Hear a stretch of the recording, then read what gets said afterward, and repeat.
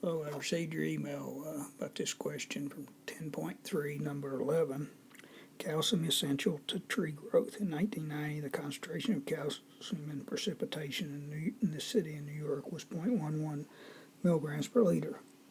Random sample of 8 precipitation dates in 2000 result following data. So this one's a little unusual. We're given data instead of the others. They give you the results, the mean of a normal probability plot suggests that data comes from a population that's normal. A box plot shows there's not any outliers, meaning we can use this method. Does the sample evidence suggest the calcium concentrate have changed since 1990? And it'll give you, I guess, A's 0.01.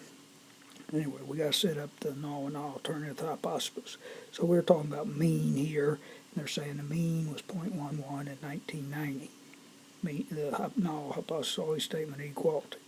The alternative hypothesis, they say, they want to know if it has changed. And so it would be, two-tailed test be not equal to 0.11. So that's setting this up. I guess you want to find the test statistics next. You work it just like the previous video I sent you. Instead of having the summary of the data, you'd actually have the data itself. So you'd use the data and then just go through the same steps. And of course on page 464, they got the steps wrote out step by step. Hope this helps.